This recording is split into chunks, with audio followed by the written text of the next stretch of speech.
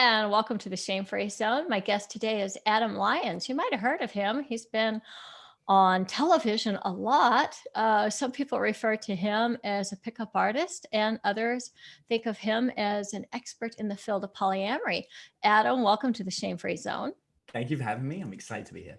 I am really glad to have you here too. And of course, now after quoting what other people say about you, I'm going to give you an opportunity. How would you describe yourself? I think the best is as a student of love and why people fall in love. I've been obsessed with understanding this subject for as long as I can remember. And so I've definitely stuck my finger into a number of different worlds to learn firsthand all the different aspects to why we fall in love. Okay, why is that coming across as erotic? Adam, you kind of grew up in a household where there was infidelity, and your mom had multiple marriages, and some would say that kind of shaped an attitude on your part that maybe monogamy wasn't even possible. How do you plead in that case? Yeah, I think it was definitely a factor. Having said that, I kind of went the other way initially. I just wanted to find love and fall in love and be monogamous. And that was my kind of goal, which led me to being 26 and single and not really finding love.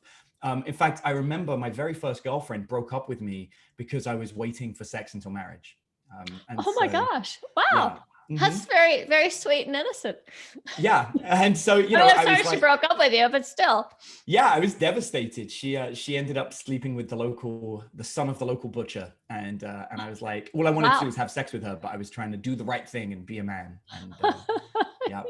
So I learned the hard way. So, and I definitely, dabbled in polyamory. Dabbled in monogamy. I was in a monogamous relationship for 5 years, got married, and was 100% loyal. And let's talk about that marriage, because as I understand, you were kind of bullied in school. You weren't very popular. Some people thought you were unattractive, but smart. And so you tried to kind of change your image and become less smart so that people find you attractive. Am I right about that? Yeah, and that didn't work. So that was in college. Yeah, I turned into a bit of a bad boy when I went to college, including dropping out and not completing it. Right. But yeah, I went the other way completely. But somehow or another, you ended up marrying a Ford model. Yes. What happened? I got heavily into there was the very early pickup artist movement with men that were trying to help men get better at dating. And actually, it's funny, pickup artistry has a bad rep in the media because they lump all of it as if it's the same thing. But actually, within the concept of this pickup artist movement, there were factions. And I was in a faction that was anti pickup artistry. We were the ones that were saying, make friends, treat people well, improve yourself so people naturally want you. And then at the far other extreme, there was use women for sex. They should just make sandwiches and be in the kitchen. And the problem was we were identified as the same group of people. And so what happened was there was a big fractioning and separation. And the people that were more in the school of thought that I was in, we started referring to ourselves as dating coaches to distance ourselves from these other people that had a different ideology. I'm curious. I know there was a pickup artist who was on MTV, and it seemed like he was teaching people very much on how to insult the girl and separate her from her friends and get her to give you your phone number. No, I think maybe it sounds like you would agree that was pretty obnoxious. That was the other faction. So that was the faction that focused on techniques. They call them negging, peacocking, where they would wear funny clothes. And yeah, that we belonged into a different crowd that referred to themselves as naturals. The idea was to be naturally attractive so that people genuinely chased you. Fascinating. So were there like maybe your top 5 tips on how to be naturally attractive if you're a man?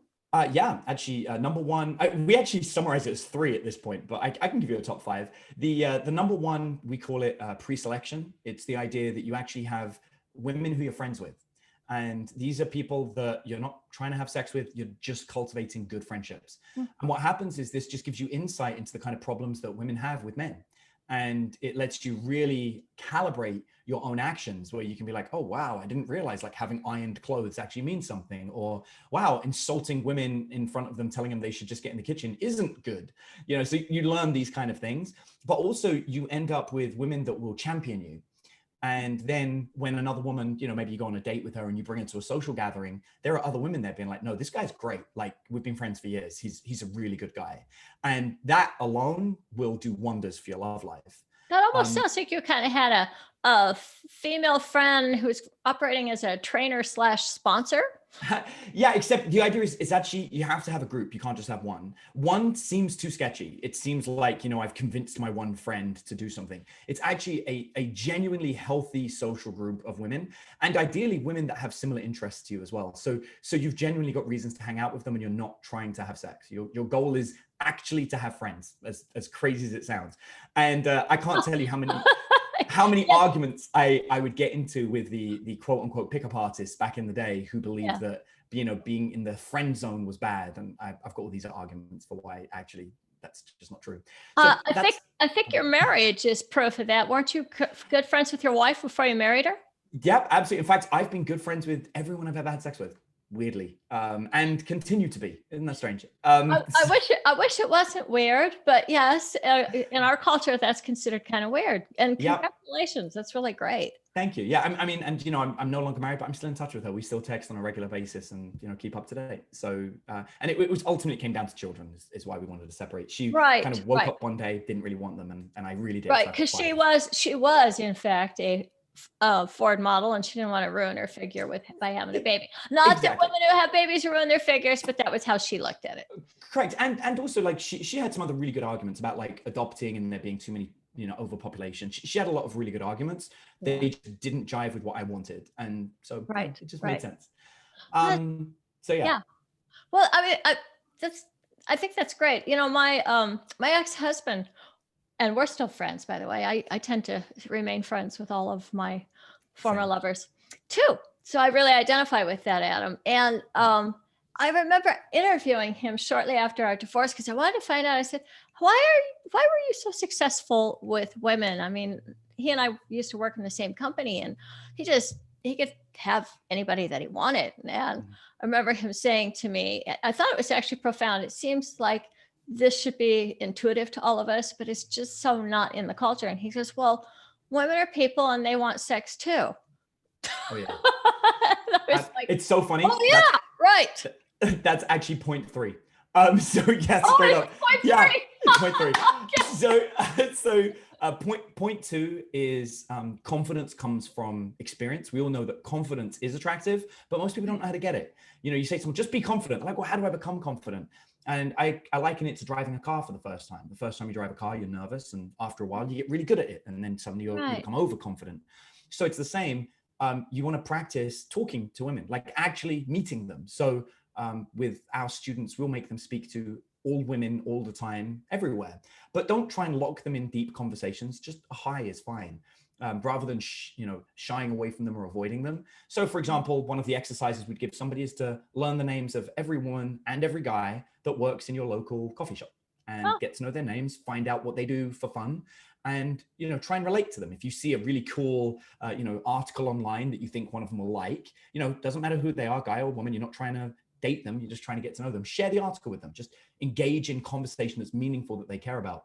And this ends up making somebody very good at conversation, and more importantly, matching interests with the people they meet. So they actually end up with quite a diverse dialogue of communication they can have with almost anybody. And so our students that follow this process end up being able to strike up a conversation anywhere with anybody, no stress, no awkwardness, and they've got plenty to talk about. Now you keep talking about our program, and I'm just, who's us? So I run a dating program that's very similar to the one I've been running for years. Is it called Ask the Dating Coach? AskTheDatingCoach.com is where you find it. The official program is the ACE Formula, and it's at aceformula.com. But my company has we have 12 employees that run this program. Wow, Adam. Yeah. So it's a pretty sizable program. How many members do you have? Thousands have gone through it. It's a completable program, so it's not something where you just give us money forever. It's 6 months, start to finish. The promise is at the end of 6 months, you will come up to us and say, thank you, my dating life is solved. If they do not say, thank you, my dating life is solved, it's guaranteed. So They get a refund then. yep. Yeah, there'll be either a refund or they'll be invited to go through it again. But no one refunds who goes through it. We've definitely had a few people that purchased it and they were about to start it, but then something came up in their life, i.e. they met someone. Right. But outside of that, no, if somebody goes through the program, it just works. It's step-by-step, cookie cutter. You can't fail at it, because the whole point is it helps you improve who you are. And that will naturally draw people to you. I don't know, it sounds like a really great program. You've worked literally with thousands of men who wanted to improve their dating life. What do you think were, like, let's go with the top 3 problems that most men experience when dating? Yeah. So number one, most men try to sleep with every woman they meet. That's a problem, because you never actually get to know women. And I always explain to them, like, if you're trying to learn about what women want and what drives them and who they are, but you're constantly trying to have sex with them, which is causing them to not want to be with you, you'll never learn that lesson. So the first thing is they just don't have enough female influence in their life, enough women in their life. The second problem that a lot of people have is they don't know how to make the conversation about something the other person cares about. It's all about what they care about and only the things they think about. Okay, let's stop right there. On point number 2, yes, yes, yes, so many men do this. How do you help them stop? So it's kind of what I was explaining a moment ago, where we get them to try and identify the interests of another person when they meet them. Guy, girl, makes no difference. And in fact, one of the exercises, they have to find 3 things the other person is interested in. And the conversation must start around those 3 things. In fact, you're not allowed to bring up your own subject until you've found 3 subjects the other person wants to talk about and had conversations about all 3 of them. And ideally found something you find interesting about those 3 conversations. And that teaches people to be a lot more giving with their conversation. And it gets a really nice flow. You can truly be interested in something somebody else says and find interest in it. And that changes things. And then the third one, which is huge, is we explain to men that most men are problem solvers. And most women are also problem solvers. And many men don't recognize that because of the way that women choose to solve their problems. Women tend to be very good at shouldering a problem, but they do like to vent about it. And when a man hears a vented problem, he feels the need to express his authority over that problem and discuss a practical solution. Women don't always need that practical solution. Most of the time they can solve the problem themselves. They just want to vent. And so we help men identify when that's happening. And we give them phrases to use, things like, oh my God, it's so terrible you're going through this. Hey, if you want my help with it, like, let me know. But, if you just want to talk about it, I'm here too. And I love your program. I'm just like, this is so needed. Can you get to this to the men who are already married and aren't wanting to date? We advertise the program officially to single men, but we sell it to everyone. We've definitely had couples go through the program, like actual couples, like married men and women go through it. It works for women too. We're on a mission, and it's one of the reasons why I'm here. We are on a mission to let more people know, like we truly have mapped it out. And it's over 100 lessons at this point, with exams that come at the end of each lesson, with private tutors that go through the whole program with you if you're stuck on any individual point, because we cover everything. Like people that have erectile dysfunction, we'll talk about practical solutions to it. We say the things they don't want to hear, like for the fact that, you've got body odor and you need to deal with that. We're going to tell them the stuff they need to know, how to fix bad breath, and we'll tell you if you have it. So yeah, we're pretty brutal, but we're the voice that they need to hear that gives them the understanding. And as hard as it is to say, some men can't hear what women say to them because they're too caught up in their own ego, defending themselves or trying to generate attraction. When a guy says to a guy, hey man, listen, we need to have a word, you're actually irritating that woman right now. They listen and they're like, oh, really? I'm like, yeah, I know you think you're being cool. I know you think you're being funny, but you're actually not only upsetting her, you're irritating everybody around you. And we're gonna have a very serious discussion about how to stop that happening. And then we move in with, here's some suggestions and alternate things you could do. Well, okay. So if that brings up the question, I'm just kind of assuming this was an online training, but you must actually be in the room with your member? So it is online. Having said that, we will often get people to do role play exercises. We run live events. Pre-COVID, we did them quite regularly, and anyone in the program is invited to come to the live event. Right. But also a lot of the students are encouraged to pair up with each other and go out together and assess each other. And so if you're in the same city as somebody else from the program, and again, we've had hundreds of people go through the program just this year alone, even during COVID, and they will, they'll send their dating profiles, they'll send text message interactions. Actually, just before this, I was shown 3 text message interactions between a guy and a woman who he was having great conversation, then suddenly out of nowhere was like, "Hey, you want to hang out?" And I was like, "Dude, Uh-oh. no." So yeah, but we get to see it, and we give real honest feedback, the kind of feedback that they need to hear in the right way. We do it, really nicely in a way that doesn't upset egos, but is brutal. I work with a lot of men as a relationship coach and a sexologist, and you are just really highlighting so many of the issues that I have to help my clients with. I want to know something, Adam. You're a man. Yep. You were born a man. Indeed. How did you get to be so savvy to this? Yeah, very good question. Like I said, until the age of 26, I was just not very good with women, and I'd been cheated on a lot. I'd been broken up with by every single one of them that I dated up to that point, all 4 of them. And I had a friend of mine. I'm a nerd. I'm wearing my Dungeons and Dragons t-shirt. I'm an absolute nerd. And one of my friends would say this phrase to me about Dungeons and Dragons. He was like, I was saying that no one liked the quests that I was running. And he's like, "Listen, dude," he's like, "you can't tell me that your quests are good if everyone around you says they're not." He's like, "You got to remember this lesson. If everyone around you says the same thing, maybe you're the problem." Yeah. And I was like, wow, if 4 women have dated me and all 4 of them have cheated on me and all 4 of them have broken up with me, maybe I am the problem. And so I went out, rather than hating on women, I decided I would work out why I was the problem, what was wrong, and how to fix it. And that's what led me on my journey. And I realized that the way that I was going to do this was by actually testing everything. So I would find psychological studies and test them. So if they said, this is a great way to start a conversation, I'm like, okay, well, I'm going to test that 50 times in a row this week. And that's the only conversation I'll have. I used myself as the guinea pig and tested everything. I bought Dating for Dummies and worked through the book, start to finish, testing everything. How to Win Friends and Influence People, worked through the book, start to finish. Every dating book I could get my hands on. The Handbook of Relationship Initiation, which is a psychological journal, arguably one of the best when it comes to dating. I tested everything. And so here's where being a nerd really came in. Yeah, I mean, I'm good at going through rule books and testing every single rule to find loopholes. And I did that with human beings, specifically for dating. And I got to a point, like I said, I really wanted to understand all of it. And I tested it all myself. And then I was helping other people. I didn't want to. I got forced into that because people were seeing how much success I was having. They were chasing me and throwing money at me, being like, teach me, teach me.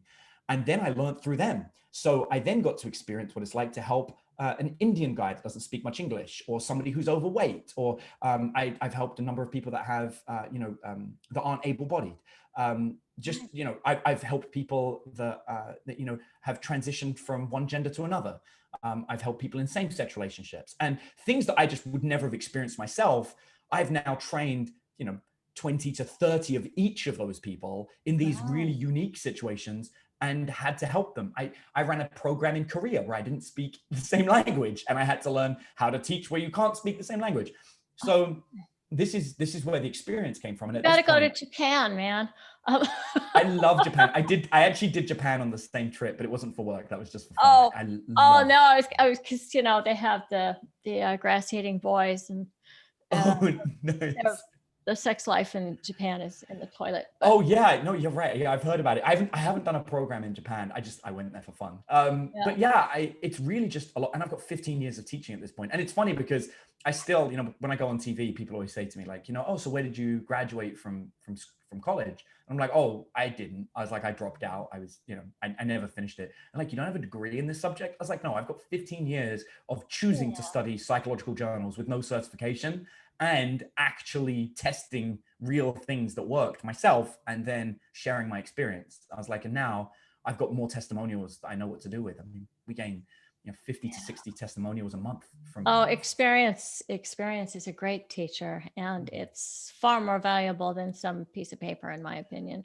Thank you. Yeah, I think so. And actually, I've got to date some incredible people, which is even more insight. So I've dated porn stars, I've dated sex therapists, I've dated psychiatrists. Right? And every time I date somebody with that kind of experience, I dated a professional dominatrix. And every time I sit with them and I say, hey, do you mind if I ask you some questions? Do you mind if I look at the DMs that people are sending you randomly? Can I look? Can I reply as you just to test what kind of replies work? Oh my God. Yeah, and it's been You are a hysterical. nerd, Adam. Yeah, I am a nerd. So I want to ask you something. There are some, I'm sure you're familiar with incels. Mhm. And do you ever have any incels who come to you for help? Because I think there are some that eventually decide they don't want to just keep beating up on themselves, and they would like to have a positive life. Yes, and do you want a big spoiler? Because I know where the movement came from. It came from a podcast that was actually an anti-pickup artist podcast. And I forget the name of the original podcast, but I think it was by a guy called Barry Kirky, if I remember rightly. Okay. And his podcast generated so much hate for the pickup artist industry that he shut it down because it was turning nasty. And we're going back to like 2007, 2008. Okay. And the followers had nowhere to go. So they started a forum called PUA Hate, which was hating on pickup artists. Okay. And that forum, they had articles where they were writing about aggression against women. And there was a situation where a pickup artist by the name of Gunwitch shot a woman with a gun, like actually, at a party. And that forum then got shut down by its web hosting server. And I know this because me and some friends, we actively worked to help shut this forum down because it was dangerous. And there was like death threats against me on there and a few other people. Wow. And they hated us because we would talk about making friends with women, and they hated that concept. Well, after that, it shifted into the red pill, which became a Reddit thread. And from that, those guys decided that they would continue the blame, the exact, again, like I said, the pickup artist movement had different angles. And actually the TV show, The Pickup Artist, was like the middle of the road. There was this much darker element, which was this PUA hate element, which became the red pill, which became incels. And then there was this other element, which was ourself, which was, make friends with women and don't just view them as fuck toys. And so we're at polar opposites of each other. Yes. And that's where that movement came from. So actually, I am well known in that movement with the origins. They don't like me at all because I represent what they hate, which is actually the reason you're celibate is actually your choice because you're refusing to work on yourself. Yeah. And so, having said that, there are definitely some of the newer people that identify as incels that do come across to us, but they're the hardest people to work with. And we're very picky about who we work with. At this point in life, we've gotten to be able to. And so our strategy is we have two types of help. We have paid help and unpaid help. The unpaid help that's completely free is in the form of downloads and videos and seminars. And we point them to that direction. And we say, please go and enjoy this. We produce free content, 3 to 4 times a week. And we publish it out there and we want people to engage in it. If you go to the Ask a Dating Coach website, you'll see free downloads for almost any subject we teach. If we teach a subject, there is a free download version of it, and go there and we explain, if you want to pay us, that's fine. What you're paying for is our time to actually look at your unique situation. If you want the information, it's there. You can have the information, but if you want our time, kind of like personal trainers, you can Google how to do push-ups, but if you want someone to make you do the push-ups, then pay us. Yeah, or help tweak your form. Right, exactly. Yeah, right, exactly. Thank you. Yeah. But I do, they come across our desk every so often. I had a great argument with one 3 months ago where his complaint was all the women he's dating recently are feminists. And he used to be an incel. He's like, he's no longer an incel, but he wants help to stop attracting feminists. Oh. And and I said, did you ever occur to you that maybe because they're women, they might identify as feminists? Maybe that's a thing. And we got into this great argument about what it means to be an alpha male. And it came down to, he was saying that, I was like, where is your issue with the feminists? And he's like, well, some of the things they say just upset me. And I was like, man, define an alpha male. He goes, alpha male is big and strong. I was like, would you agree that they're unreactive? And he goes, yeah, definitely unreactive. I was like, so how are these feminists upsetting you? What words are they using that are making you feel bad? And I was like, and is that really alpha male behavior? And he broke. He was just like, I was like, dude, because it feels to me that if we talk about like the Marlboro man, going back to like the Wild West, like this archetypal cowboy alpha male, if a woman came up to him and said, hey, help, me and the other women in the town were being sexually assaulted by some men who are viewing us as sex toys and, and treating us inappropriately and telling us to get in the kitchen when we go to the bar. It feels like that guy would have something to say about that and stand up for these women. Is that not alpha? And he just broke and he hung up. And that was the end of the conversation. Yeah. But I think that's a key element. Like, I think there is this argument about toxic masculinity, and some men, they mistake the word toxic masculinity for masculinity. Yes, and some nice guys make that mistake, actually. Yeah, masculinity is very attractive. How do you correct that, Adam?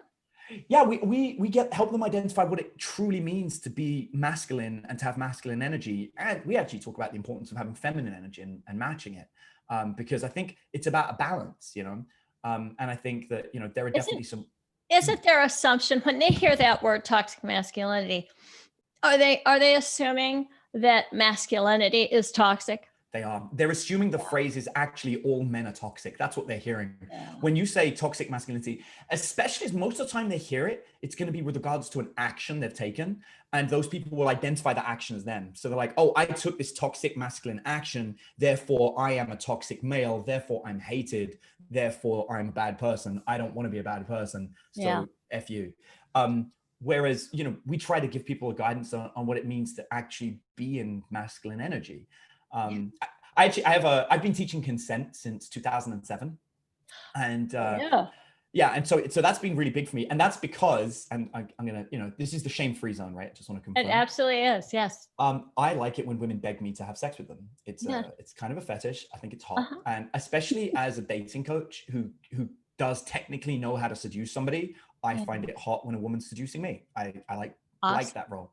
And so I actually have a strict rule. And one of my favorite ways to have sex with somebody is like, just so you know, we're not going to have sex unless you beg for it. And I'll just leave it like that. And women will be like, really? Kind of like what you did. And I'm like, yeah, you're going to beg for it, or we're just never going to have sex. And it's really fun because I'll say that, before anything gets intimate, like just maybe even over dinner, I'll casually throw that up there. And then later on, they'll be like, are you sure about this? Like, that's what it's going to be. I was like, oh yeah. Absolutely. Oh yeah. And they're like, what if I don't beg you for it? I was like, then we don't have to have it. I was like, but there's no way I'm gonna have sex unless I know you want it. And then like, I can make you know I want it without begging. And I'm like, I don't think so. And that's when they'll start, then this like tigress will come out, and then they're like, pouncing on me. And I'm like, no, you've got to beg. This is all wrong. Like, but it's a fun game, but it's clear consent. Like they are the ones initiating. And actually before we have sex, I always check in just before we have sex. And, I've got the condom on, we're ready to go. And again, the concept of true masculinity, I think, is restraint. I think that's what makes masculine. It's restraint, right? The ability to truly be comfortable being yourself, no matter the outcome, right? Like a rock in a storm. And so I've obviously, I desire her, I'm at full mast, I'm ready to go. And I'll look into her eyes. I'm like, I just want to check in. We're doing this? Or are you okay with this? Just one final and it will always be like, that's actually hot. Thank you. Thanks. And I have had every single woman I've ever say that to say exactly what you said. They're like, I would imagine. Yes. Yeah, because at that point I'm showing them like, I've won, I've got everything, I'm there, I can take it, but I just want to confirm. And I had one woman once say, if I say no, is that okay? I was like, absolutely. Absolutely, this is okay. You can say no right now. And she's like, I never would. I just wanted to know if I could. I was absolutely. Like, yeah. I think it's also important to know that we can stop in the middle of sex. So well, yeah, especially if you're not, actually, it's funny. I just so much about this, but I actually have a phrase that I say, and I teach all my students this as well, which is say, just so you know, in my opinion, sex doesn't get good until we've done it at least 5 times. And I like saying it because it removes all the pressure off that first time being good. Yeah. And a lot of guys will get caught up in like trying to, generating friction burns on the poor woman's clitoris because he's trying to force her into an orgasm. And I'm like, dude, just let that go. Sometimes if she's not feeling it, she's going to be happy just getting you off and knowing that you're learning her body still. Like sometimes it just takes time. And be chill about that. Don't try and force it. It's not, again, not an attack on your masculinity if you couldn't get her off that first time. And actually by removing the pressure, far more likely for it to happen anyway. Yes, exactly. I think sometimes the best way to evoke an orgasm is to laugh. Yeah, it's so Then true. everything relaxes and the blood can flow. And I love that. I just want to double back to the whole thing about toxic masculinity. Because you said that you have people of all genders going through your trainings. And I think it's important to realize that women are raised in a patriarchal system as well. And so sometimes women can actually have some toxic masculinity. That may not fit for a lot of women if they hear this, but I'm just going to say for myself, I grew up with some toxic masculine behaviors thanks to my father, who had a lot of toxic masculinity. And I actually had to learn how to let those go. And amazingly enough, Adam, I learned to let go of some of my toxic masculinity from my male partner who had less toxic masculinity in some of the areas where I needed to learn to let it go. So I'm sure I love that. And yeah, I think it definitely exists. And I think that's the key because it's a trait. It's not who you are. It's not your genitals. It's not whether you have a penis or a vagina. It's how you're moving through the world. And we all have masculinity and femininity. Absolutely. Yeah. And it really is. It's just how you learn and how you react to things. So I agree 100%. And it's definitely stuff I've worked through. Like I had a guy attack me for a seminar I made in 2008. Where, I said some things that definitely were toxic masculinity back then.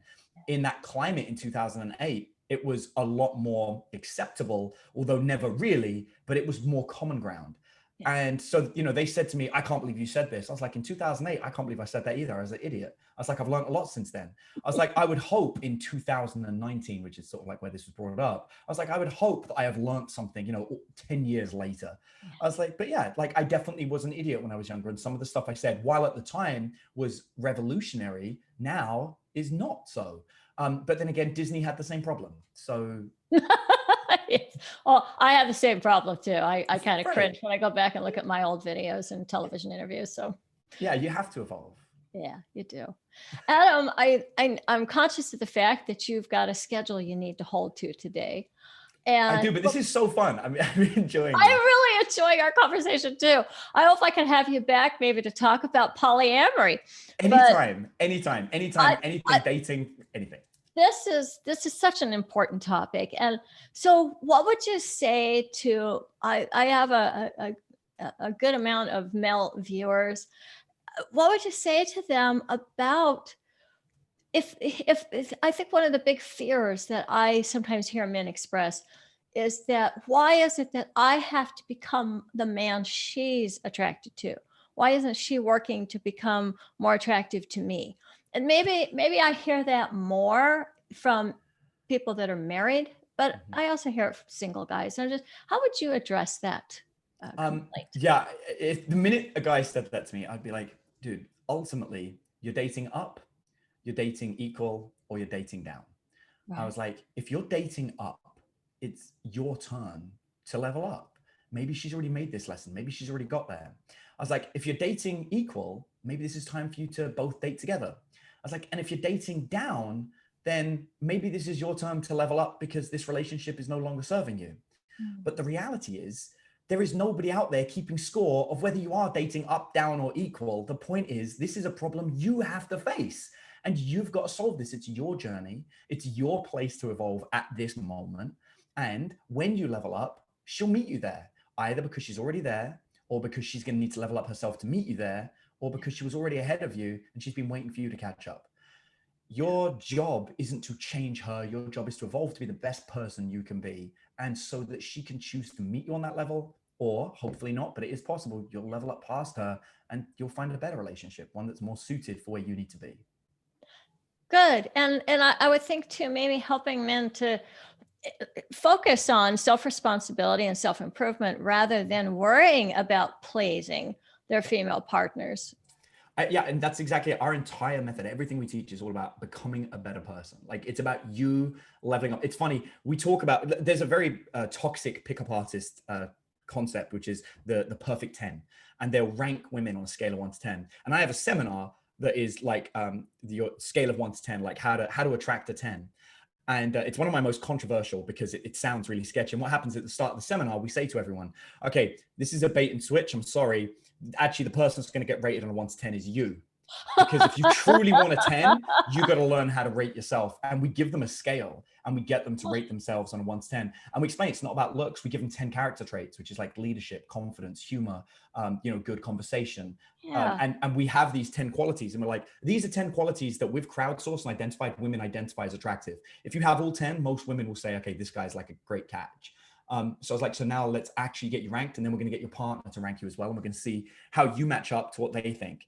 And we get them, we go, your goal of this program is to get as close to 10 as possible. So then you can start worrying about, whether somebody else matches you. I was like, but I suspect that by the time you get to 10, you're going to find that the people you're attracting are exactly who you want.